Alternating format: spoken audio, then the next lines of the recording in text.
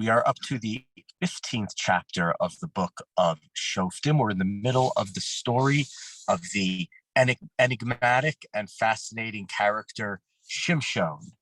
Shimshon, who is told, his parents told that he's going to be a Nazir. And what we saw yesterday is he went and he found a Philistine woman who he loved, but then got into trouble and he starts killing Philistines, starts killing Plishtim. And this is all just, this is sort of his way of attacking the Plishtim, getting into their society and then attacking them. And I'm just going to repeat the last verse in chapter 14, because that really is the introduction into this chapter. Samson's wife was then married to one of those who had been his wedding companions, which is a Philistine wedding companion, the friends of his wife. And so Samson, Shimshon's wife, is taken away from him. And that's where chapter 15 continues. Vayihi miyamim bimei ktsir chitin. So it's later, sometime in the wheat harvest season. Vayifkod Shimshon et ishto bigdi izim. And Shimshon came to see his wife. He's a businessman, door-to-door traveling salesman, looking for weapons to kill Philistines or something, even though he can use his own hands.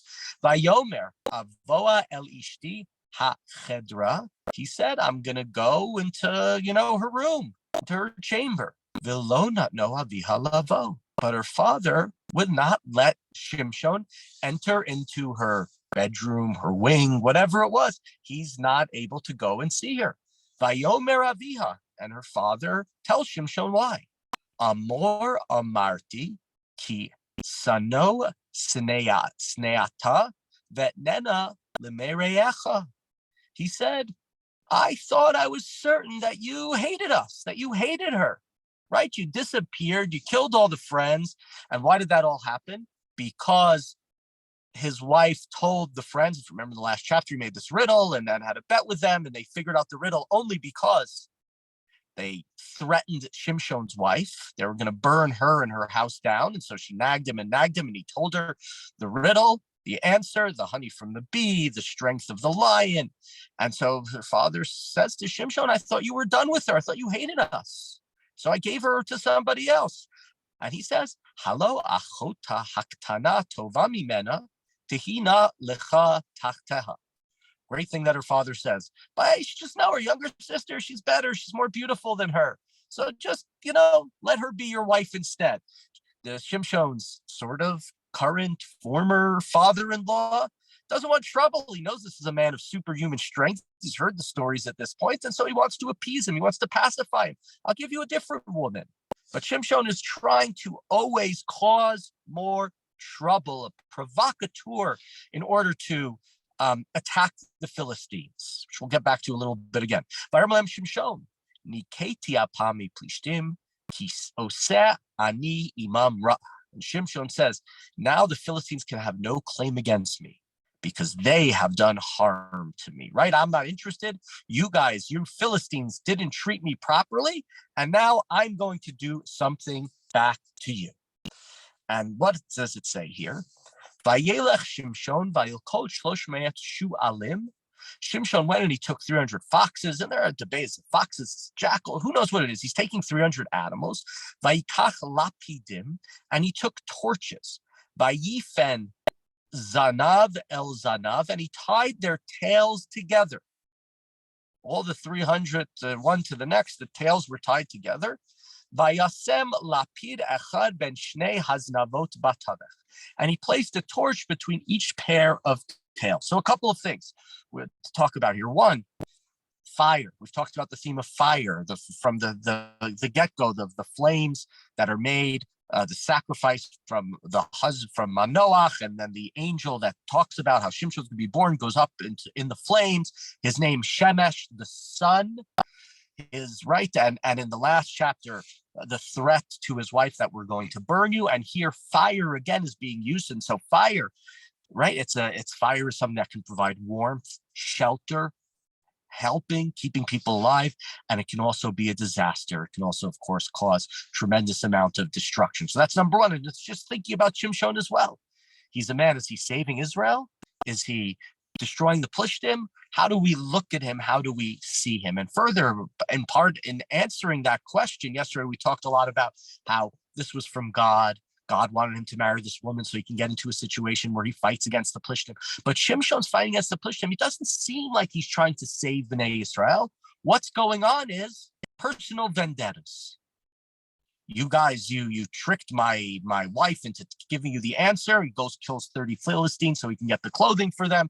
He's going here. He's upset about what's been done to him by the Plishtim. They stole his wife. It's not right. And therefore, he's preparing some sort of massacre. He's tying together 300 foxes, and they all have torches on them. And what happens, verse 5, and the World Wildlife Foundation would not like this chapter. He lit the torches, and he sent the foxes into the Philistine grain. And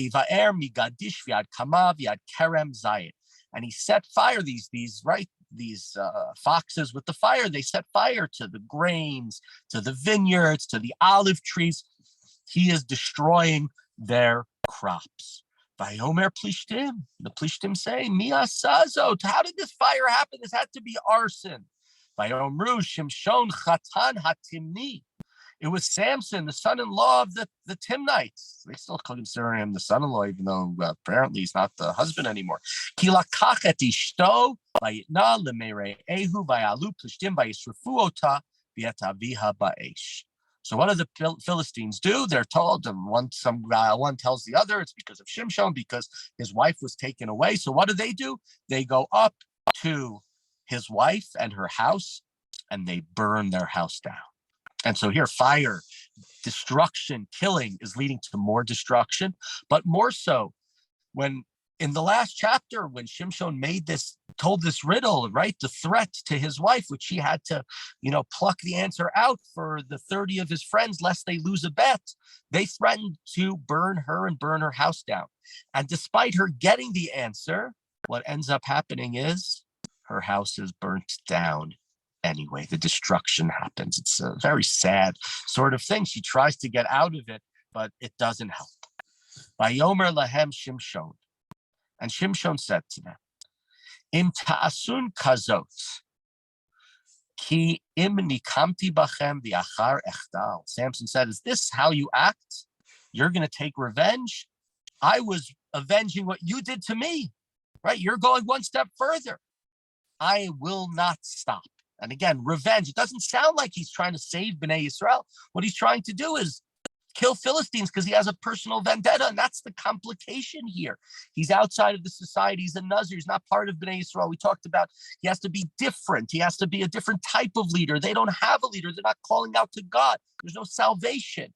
But he's really problematic because it doesn't seem to be saving Bnei Israel. He's just, at this point, yes, he's killing their enemies, but he's not doing it to bring peace to the Israelites. He's doing it out of personal vendetta. And so we see in verse 8, Vayachotam shok al yarech. He attacks them and he thrashes them from heel, from side to heel, makag dola, a terrible killing, vayered vayesha b'seif sela etam. And he goes and he's sort of, hiding, but he's resting in the cave in the rocks of Etam. Okay, so he's gotten the last word. He's killed many Plishtim. We don't know how many, but he's taken his revenge. And then Vayalu Plishtim v'achanu bihuda. So what do the Philistines do? They come and they encamp in the territory of Yehuda. Yehuda and Dan, different directions, are sort of next to Gaza, next to the Ashkelon and Gaza and Ekron, the cities of the Philistines. And now the Philistines, they're upset because they're being attacked by this member of Bnei Israel, and therefore they go and they're setting up camp to wage war against the Judeans. They spread out over this place called Lechi. And just interestingly, Yehuda has sort of disappeared from this book. We've had a lot of the different tribes. We talked a lot about Ephraim and Manasseh. We've talked about the tribes on the other side of the Jordan River, and we've had at least mentioning of some of the other. But other than in the beginning, the first of the Shoftim is Otniel ben Knaz. And then we had another Shofet that we didn't really talk about, Ivtzan, who, again, we talked about how the Midrash identifies him as Boaz, the husband of Ruth, but they're really absent from here, which is interesting because at the beginning of the book, when the Jews come and say, what should we do next? God says, Yehuda batchila, Yehuda should lead. And we know that Yehuda has a leadership role, and eventually King David's going to come. And so they're absent to a certain extent from this book, and here they're being attacked by the Plishtim. Continuing in verse 10, the Yehuda say, we're not doing anything to you, right? They're not part of this war. They're not attacking. Why are you attacking us? And they said, we came to get Shimshon. That's why we're here. And we're going to do to him as he did to us. And 3,000 men of Yehuda went El Seif Sela Etam, to this place of Sela Etam, where this cave where Shimshon is relaxing, hiding, whatever word he's using. Vayomer LeShimshon, Halo yadata ki moshlim banu plishtim, umazot asita lanu. Vayomer lehem kasher asuli ken asiti lahem. And so the 3,000 men from Yehuda, they say, the Plishtim are stronger than us. They have better weapons than us. They can attack us. Why are you provoking them? They haven't attacked us. What are you starting with them? They're going to attack us. And he said, I'm just doing what they did to me. And they say, we've come here to take you prisoner, to hand you over to the Philistines. And Shimshon says, fine, I'll go with you, but swear to me, you are not going to attack me yourselves. And so we see here, the Jews are not necessarily with Shimshon, because Shimshon doesn't seem to be waging war for them. He's waging war for himself. And he's just causing, right? Violence causes more violence. And that's what's being threatened to them. And he agrees. But at the same time, he agrees he does not want to be attacked by Bnei Yisrael. He still feels that he's part of these people, even if he's sort of working outside of the norms. That's why in some ways he's doing this. And so he just doesn't want to get into a fight. Vayomru lo, they say to him, we're in verse 13, lo, ki asor ne'asarchu nitanucha bi'adam v'hamet lo nimitecha. They say, no, we're going to hand you over. We will not slay you. We will not kill you. Vayasuruhu b'shnayim avotim chadashim vayalu min asal. And they take 2 new ropes. So they're new, meaning what they're trying to say is they're strong. They're not tattered and coming apart. And they tie him up and they bring him up to the Philistines. Huva ad Lechi, he reaches Lechi, Uflishtim heriu likrato, and the Philistine they're shouting to meet him. Right, they're seeing their great enemy, the person who's been killing them, is now not in chains, but he's tied up. But it's lach alav ruach Adonai v'tiena ha'avotim asher al zarotav pishtim asher ba'aru va'esh va'imasu esurav me'al yadav. They're all excited. They think they have him, and what happens? The Spirit of God comes to him, and his arms, the ropes on his arms, become like flax that catches fire. He just easily breaks out of them. They melt off his hands. He destroys them. And just interestingly here, this could have been an opportunity when the Yehuda, when they came down to Shimshon, and they know he's this person of super strength and he's killing the Plishtim, instead of saying, we're here to capture you, maybe they should have said to him, why don't you lead us in battle and let's get rid of these Plishtim?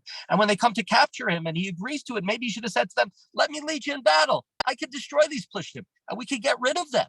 But there's a lack of leadership, and there's a lack of almost desire for Bnei Yisrael to call out to God to get this leader. And this is just showing more of the lack. Continuing 15, Vayimsa lechi chamor tria. He found a fresh jawbone of a donkey.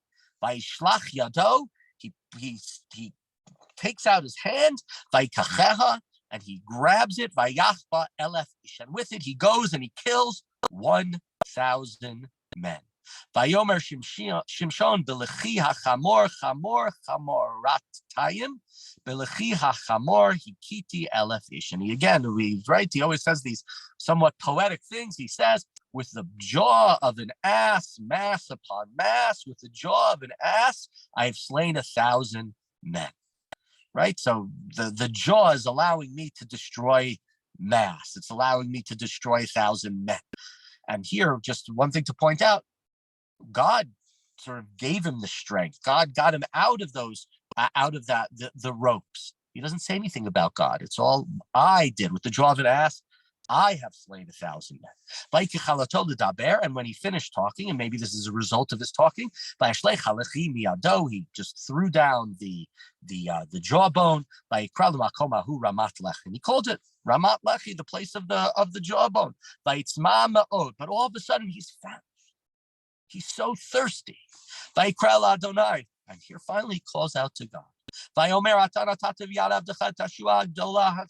You gave me this great, through me, this great salvation happened, but it was from you, God. You did it for me.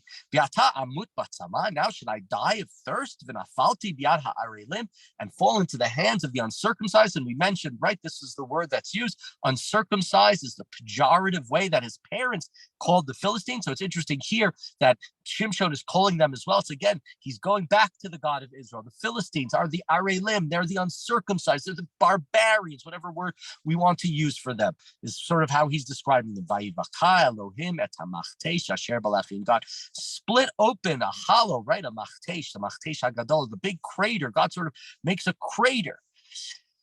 Vayetzu mimena mayim, and water comes out of it. Vayasht, and he drinks. Vatashav rucho vayechi, and his spirit comes back and he is alive. Al kain krashma ein hakore asher balechi ad hayom hazeh, and he calls the place Ein HaKorah of the Lechi, which is interesting, right? And we see it's almost the transition, and this transition is part of the difficulty of Shimshon. On the one hand, he calls it the place where I killed 1,000 Plishtim with the jawbone, and I'm the one who killed it. And now all of a sudden he renames the place, at least in part, to Ein HaKorah, right? Referring the fact that he called out to God and God heard him and provided him with water. And that's part of the difficulty of Shimshon. Is he this person? Is he this Nazir? Is he part with God? Is he just this person who's destructive and violent? And he judged Israel for 20 years in the days of the Philistines. Right? What does it mean, the days of the Philistines?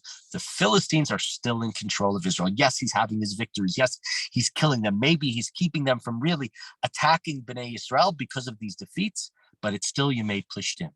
It's still more days where Bnei Israel have not gotten the salvation, the cycle that we've had before, with the ending being, right, that after the horrors of the enemy coming to attack, that Bnei Israel turn to God and Bnei Israel are answered and they attack, and then there's salvation and there's peace. That has not happened. Shimshon's personal vendettas, Shimshon's lack of leadership, Shimshon's revenge is a personal one. It's keeping the Philistines at bay, but it's not providing at this point in any way, shape, or form the type of leadership of Bnei Israel that will bring peace and bring them back to God.